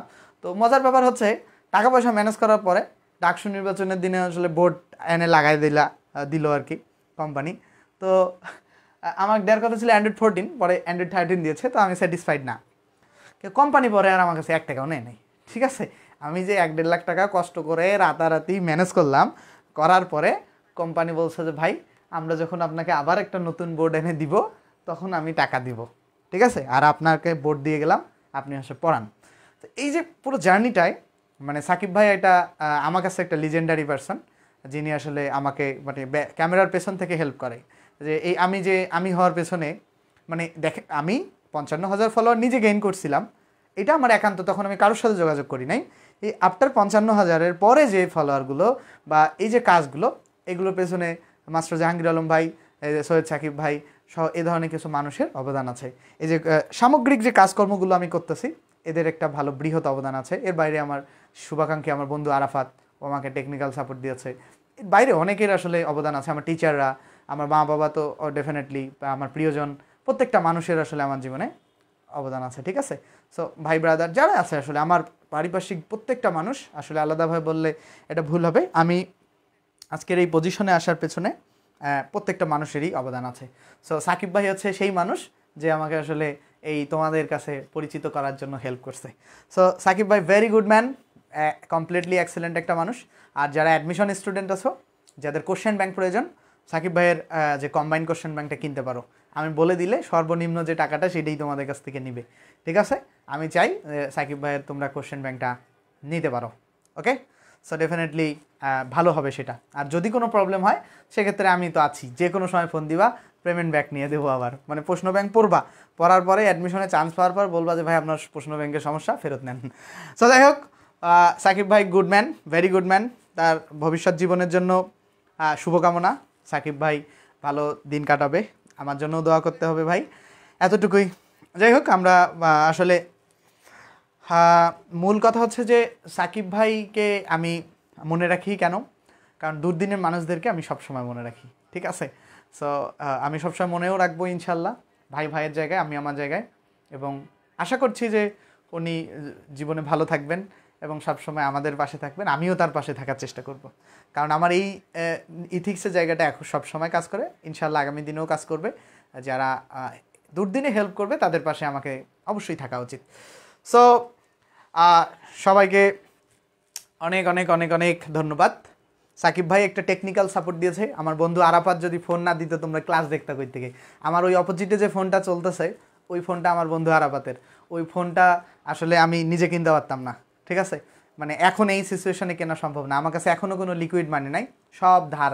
এই বন্ধু, এই আত্মীয় স্বজন, এদের কাছে ধার দেয়া আছে। সো ওর অবদান আছে। তো এগুলো আসলে প্রাপ্তি স্বীকার করতে হয় প্রত্যেকটা মানুষের কারণেই আসলে এইটা। আর সব কিছু সামগ্রিক এই যে কোর্স ফি না বাড়ানোর পেছনেও আমার স্যারদের রিকোয়েস্ট আছে যে রিজভি সবসময় অল্প টাকার মধ্যে পড়াবে, স্টুডেন্টদের ইথিক্সের জায়গাটা বজায় রাখবি। তো প্রত্যেকটা মানুষ আসলে আমাকে এই জায়গাগুলোতে খেয়াল করেন এবং প্রত্যেকের অবদান আছে। তো সবাই ভালো থাকুক, এটাই দোয়া করি। সবাই দোয়া করবা তারা ভালো থাকুক, আর আমার নীতি নৈতিকতার জায়গা যেন ঠিক থাকে। শিক্ষক হিসাবে আমার যে দায়িত্বটুকু স্টুডেন্টদেরকে ডেলিভার করা, সেটা যেন আমি মানে পড়িয়ে যেন এটা ডেলিভার করতে পারি। ঠিক আছে, কখনো ফাঁকিবাজি যেন না হয়। এবং অবশ্যই তোমাদের প্রতি যেটা রিকোয়েস্ট থাকবে, যদি কখনো আমার কোনো ক্লাস বুঝতে না পারো বা কোনো ক্লাস বুঝতে সমস্যা হয়, অবশ্যই অবশ্যই তোমরা আমাকে বলবা, সেই ক্লাসটা আরও সহজভাবে আমি নেওয়ার চেষ্টা করব। আল্লাহ আমাকে সেই জ্ঞানটা দিয়েছে। আর একটা বিষয় মনে রাখবা যে প্রত্যেক দিন একটা মানুষের মন মানসিকতা আসলে সমান তালে থাকে না, এক এক দিন এক একভাবে থাকে। সো কোনো দিন হয়তো বা কিছু মিস্টেক্স আসলে আনকনসিয়াসলি হয়ে যেতে পারে। ঠিক আছে, সো সমস্যা নেই, আমি তোমাদেরকে সর্বোচ্চটা ডেলিভার করার চেষ্টা করব। ওকে ওকে, ভালো থাকো। সুদিনে আসলে আসলে দুর্দিনের কথাগুলো মনে করে কৃতজ্ঞতা মানুষ। আসলেই প্রত্যেকটা সফল মানুষের পেছনেই আসলে কিছু মানুষের অবদান থাকে। ঠিক আছে, সো জাহাঙ্গীর ভাইয়ের অবদান অনেক, মানে মাস্টার জাহাঙ্গীর ভাই, যার আসলে বই তোমরা পড়ো। সো ওনার অবদান অস্বীকার আমি কখনো করব না। ডেফিনেটলি উনি আমাকে, কারণ ওই এই যে স্টুডেন্টগুলো এঙ্গেজমেন্টটা বাড়ছে ওনার কারণে বাড়ছে। যে যাই বলুক, অনেক কথাই বলুক, আর আমার ভাগ্যে থাকলে আমি ভালো কিছু করলে অবশ্যই আমার কাছে স্টুডেন্ট পড়তে আসবে। ওকে, অলরাইট, আমরা অনেক কথা বলেছি। ব্যক্তি জীবনের দুঃখময় ঘটনার ছায়াপাত আসলে তোমাদের মাধ্যমে হলো। সো আমরা এখন যে বিষয়টা শিখবো, ভেরি ভেরি ইম্পর্ট্যান্ট একটা রুলস। সামনে যতগুলো রুলসে শিখবা সব এক্সেপশনাল রুলস। দেখো, আমরা সাধারণত কি দেখছি ভাই, সাবজেক্ট দিয়ে বাক্য শুরু হয়, এটাই তো আমরা দেখি সাধারণত, রাইট? কিন্তু এইখানে ব্যাপারটা পুরোটাই ভিন্ন। ঠিক আছে, এইখানে ব্যাপারটা পুরোটাই ভিন্ন। এখানে অ্যাডজেক্টিভ দিয়ে বাক্য শুরু হয়েছে, দেখো। এবং এইটা আমি ভার্সিটিতে ওঠার পরেও অনেক দিন আসলে বুঝতে পারি নাই যে সাধারণত সাবজেক্ট দিয়ে আসলে বাক্য শুরু হয়, বাট এইখানে অ্যাজেক্টিভ দিয়ে বাক্য শুরু হয়। এটা রিজনটা কি আসলে, কেন হয়? এটার রিজনটা হচ্ছে যে এটাকে জোরসূচক অ্যাজেক্টিভ বেসিক্যালি ওই আলাপ পরে, আমরা ওখানে যাবই না। জোরসূচক অ্যাজেক্টিভ বলতে এখানে পায়াস শব্দটাও একটা অ্যাজেক্টিভ, হ্যাপি শব্দটাও একটা অ্যাজেক্টিভ, ঠিক আছে? সো ওই আলাপে যাব না। শুধু মনে রাখবা কোনো বাক্য যদি অ্যাজেক্টিভ দ্বারা শুরু হয়, কোনো বাক্য যদি অ্যাজেক্টিভ দ্বারা শুরু হয়, এই যে যেমন হ্যাপি শব্দটা একটা অ্যাজেক্টিভ, তো কোনো বাক্য অ্যাজেক্টিভ দ্বারা শুরু হলে সেই বাক্যে যে ভার্বটা হয়, এই যে ভার্বটা, সেই ভার্বটা ভার্বের পরে এই নাউন প্রোনাউন অনুযায়ী হয়। তাহলে ব্যাপারটা এইভাবে মনে রাখতে হবে। আচ্ছা খেয়াল করো, হ্যাপি, এই হ্যাপি শব্দটা হচ্ছে অ্যাজেক্টিভ, আর অ্যাজেক্টিভের পরে একটা ভার্ব আছে, এই ভার্বটা বেসিক্যালি হবে কি তারপরে নাউন অনুযায়ী।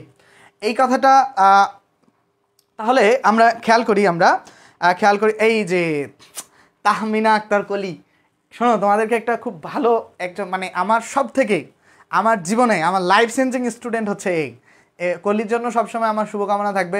সে ইউকেতে চলে যাক এবং সে ভালো করুক। একে নিয়ে না বললে মানে একেবারে আমার মানে পাপ হয়ে যাবে জীবনে, ঠিক আছে? ও আমার স্টুডেন্ট, সে 2021-এর দিকে আমি ক্যামেরার সামনে আসতে চাইতাম না, এবং আমি স্টুডেন্টদেরকে হোয়াটসঅ্যাপেই শুধু পড়াতাম, আমি ফেসবুকেও নিয়ে আসতে চাইতাম না। তো কলি কী করছিল, মিশন ডিইউ নামে একটা হচ্ছে গ্রুপ খুলছিল, তখন আমি ঢাকা ইউনিভার্সিটিতে পড়ি ফার্স্ট ইয়ারে 2021-এর দিকে। ও হচ্ছে গ্রুপটা খোলার পরে ও কী করলো, মিশন ডিইউ নামে গ্রুপ খুললো, সেখান থেকে আমি একটা গ্রুপ ক্রিয়েট করলাম ওই কলিদের ইনফ্লুয়েন্সে, যে ওর পরে একটা রিমা, তো রিমাও অবদান আছে, কলি এবং রিমা খুবই গুরুত্বপূর্ণ স্টুডেন্ট। তো কলির অবদানটা সব থেকে বেশি, কারণ ও এই গ্রুপটা খোলার পরে, এই কলির পরে আমি একটা গ্রুপ খুলছিলাম ঢাকা বিশ্ববিদ্যালয় ভর্তি সহায়তা, সেখান থেকে জন্ম আসলে ইংলিশ সিকার্সের, ঠিক আছে? সো মানে কলির জন্য যে কী পরিমাণ শুভকামনা। আমি একটা ল্যাপটপ, এখানে এখনকার যে ল্যাপটপটা আছে সেই ল্যাপটপটা আসলে ওই জায়গার মানে ওদের ব্যাচের স্টুডেন্টদেরকে পড়িয়ে কেনা, ঠিক আছে? ওদের আগের ব্যাচের যারা সিনিয়র, ওই স্টুডেন্টগুলো এখন বিভিন্ন ইউনিভার্সিটিতে পড়তেছে, সেকেন্ড বা থার্ড ইয়ারে হয়তোবা। সো ওই স্টুডেন্টগুলো আসলে ওদের মানে মাত্র হচ্ছে 3 মাসে আমি প্রায় 1 লাখের কাছাকাছি টাকা আয় করছিলাম। তো এ যদি আসলে না থাকতো আসলে কখনোই হইতো না, ঠিক আছে? কখনোই আসলে এত বড় ইংলিশ সিকার্স ক্রিয়েট হইতো না। কলির জন্য সবসময় শুভকামনা, ওর জন্য দোয়া করবা, ও যেন ভবিষ্যতে ভালো জায়গায় যায়। ও ইউকেতে যাওয়ার ট্রাই করতেছে আইএলসে, সেও ইংলিশে ভালো কথা বলতে পারে, সিলেটি মাইয়া মানে সিলেটি ফুরি। সো ওর জন্য শুভকামনা থাকবে, তাড়াতাড়ি বিয়ে করে বিদেশে চলে যাও। আচ্ছা আমি যেটা বলতে চাইছি আমি বোঝাই দিতেছি, যেটা বলছি দেখো, যে এখানে বলছে যে অ্যাজেক্টিভ সাধারণত বাক্য শুরু হয় সাবজেক্ট দ্বারা, কি দ্বারা? সাবজেক্ট, এবং সাবজেক্টটা কি হয়? নাউন দ্বারা বা প্রোনাউন দ্বারা। এই তো ব্যাপারটা, সাধারণত কোনো বাক্য নাউন প্রোনাউন দ্বারা শুরু হয়, বা যে কোনো মানে মূল কথা হচ্ছে নাউন প্রোনাউনের সমমান কোনো শব্দ দিয়ে শুরু হয়, ঠিক আছে? সাধারণত কোনো বাক্য নাউন প্রোনাউনের সমমান কোনো শব্দ দিয়ে বা নাউন প্রোনাউন দিয়ে শুরু হয়, কিন্তু এই রুলসটা একটু এক্সেপশনাল। কেন এক্সেপশনাল? কারণ এইখানে অ্যাজেক্টিভ দ্বারা শুরু হয়, ঠিক আছে? অ্যাজেক্টিভ দ্বারা শুরু হয় এবং তারপরে যে ভার্বটা বসে, সেই ভার্বটা বসার কারণে এই অ্যাজেক্টিভটা নয়, এই ভার্বটা বসার কারণে এই অ্যাজেক্টিভটা নয়, কারণ এই ভার্বটা বসার কারণ হচ্ছে এই ভার্বের পরের সাবজেক্টটা। এই ভার্বটা বসার রিজন হচ্ছে ভার্বের ঠিক পরের শব্দটা, ঠিক আছে? তাহলে আমরা খেয়াল করি, এইখানে একটা উদাহরণ আমরা যদি দেখি, দেখো একটা উদাহরণ যদি দেখি, বলছে কি হ্যাপি আর দ্য পায়াস। দেখো পায়াস মানে হচ্ছে যারা ধার্মিক, খেয়াল করি আমরা হ্যাপি আর দ্য পায়াসে দেখো এই যে হ্যাপি শব্দটা একটা তো অ্যাজেক্টিভ, এটা তো সবাই স্বীকার করো, রাইট? অ্যাজেক্টিভ।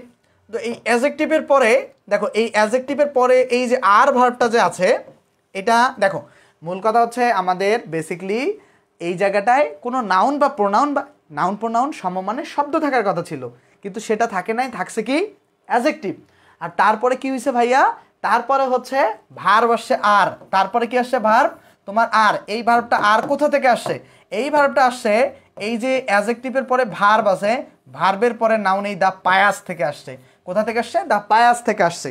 তাহলে আমাদেরকে মনে রাখতে হবে, যদি কোনো বাক্য অ্যাজেক্টিভ দ্বারা শুরু হয় এবং তারপরে যে ভার্বটা বসে, সেই ভার্বটা বেসিক্যালি ওই ভার্বের পরে নাউন অনুযায়ী বসে। সবার কাছে কি এই কনসেপ্টটা ক্লিয়ার ভাইয়ারা?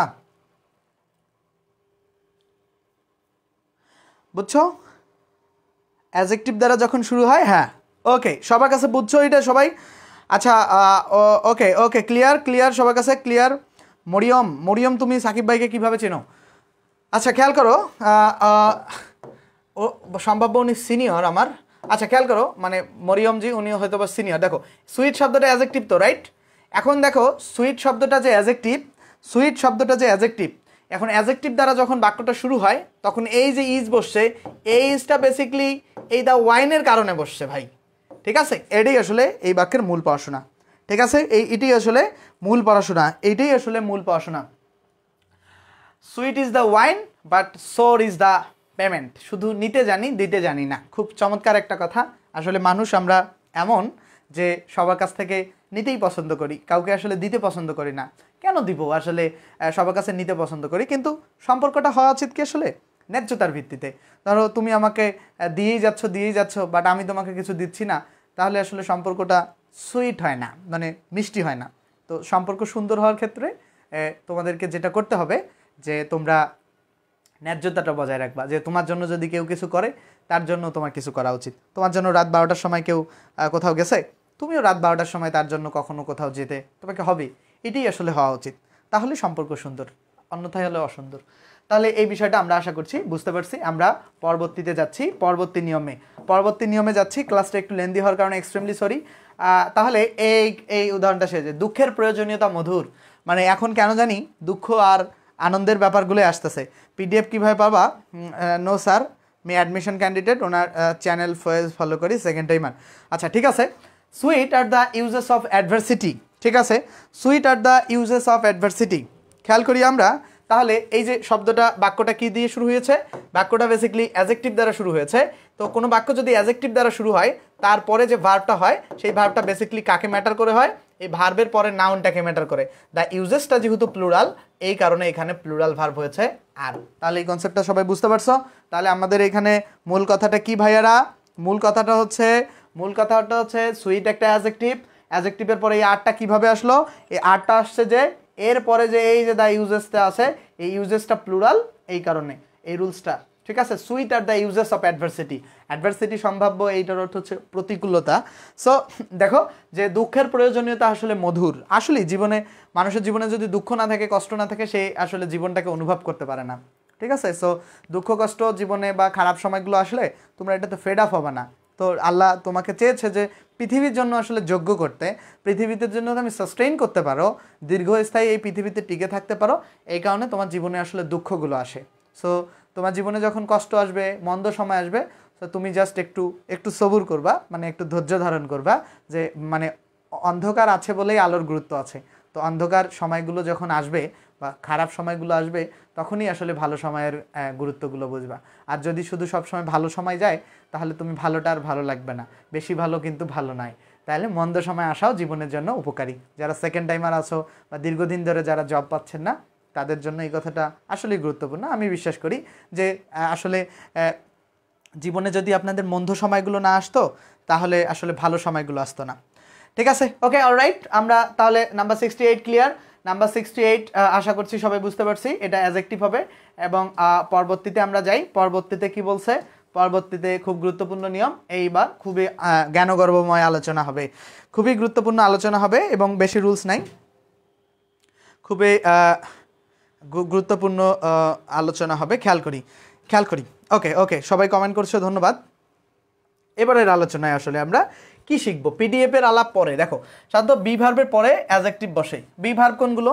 অ্যাম, ইজ, আর, তারপরে কি? ওয়াজ, ওয়ার। এই 8টা বি ভার্ব বেসিক্যালি সেন্টেন্সে ব্যবহার হয়। বাকিগুলোও হয়, সরি এই 6টা হয়। আর হচ্ছে বি, তারপর হচ্ছে বিন, আর একটা হচ্ছে বিং। বি ভার্ব হইলো বেসিক্যালি এই 8টা। এখন মনে রাখতে হবে যেটা, এই 8টা বি ভার্বের পরে বেসিক্যালি অ্যাডজেক্টিভ। শুরু থেকে শেষ অবধি আপনার কথাগুলো অনেক ভালো লাগলো। মুক্ত বিহঙ্গর জন্য শুভকামনা। আচ্ছা খেয়াল করো, ইজ হচ্ছে একটা বি ভার্ব, ঠিক আছে? আর বি ভার্বের পরে সরাসরি যদি, মানে রুলসটা এইভাবে লিখবা যে বি ভার্বের ঠিক পরেই যদি কোনো শব্দ বসে, সেই শব্দটা বেসিক্যালি অ্যাডজেক্টিভ। বি ভার্বের পরেই যদি বেসিকলি কোনো শব্দ বসে সেটা বেসিকলি অ্যাজেক্টিভ। মনে থাকবে, বি ভার্বের ঠিক পরেই যদি কোনো শব্দ বসে সেটা বেসিকলি অ্যাজেক্টিভ। তাহলে ইজ হচ্ছে একটা বি ভার্ব, এর পরেই যদি কোনো শব্দ বসে সেটা বেসিকলি অ্যাজেক্টিভ। মনে থাকবে, বি ভার্বের পরে যদি কোনো শব্দ বসে সেই শব্দটা বেসিকলি অ্যাজেক্টিভ। তাহলে ইজ একটা বি ভার্ব, এর পরে যে শব্দ আছে ফুলিশ, এই ফুলিশ শব্দটা হচ্ছে কি, ফুলিশ শব্দটা অ্যাজেক্টিভ। এটা একভাবে অ্যাজেক্টিভ। আরও একভাবে কিভাবে, শব্দের শেষে আইএসএইচ থাকলেও এটা অ্যাজেক্টিভ হয়। এটা আমি তোমাদেরকে ওইখানে পড়াই নাই, আমি তোমাদেরকে পড়াবো। জাস্ট খেয়াল করো, বি ভার্বের পরে অ্যাজেক্টিভ হয়, যেমন এইটা যে ইজ একটা বি ভার্ব, এর পরে এটা অ্যাজেক্টিভ। এখন আমরা এই নিয়মটা যদি বুঝে থাকি তাহলে আমরা একটা পরের নিয়মে যাই। পরের নিয়মটা কি বলছে, হি ইজ এ ফুল, এইখানে আবার ফুলটা হচ্ছে নাউন। এখন কেন এই ফুলটা যে নাউন, এটাতে একটা মাত্র আর্টিকেল এ প্রভাব ফেলছে। মনে রাখতে হবে যে বি ভার্বের পরে যদি আর্টিকেল থাকে, মনে রাখতে হবে যে be verb plus article plus noun. তাহলে ঠিক আছে, be verb article plus noun.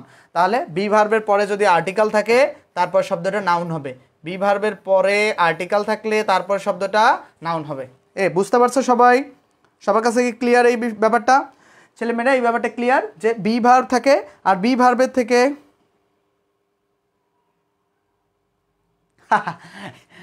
চিল্লানোটা আসলে কি, এটা আমার অভ্যাস হয়ে গেছে আসলে পড়াইতে।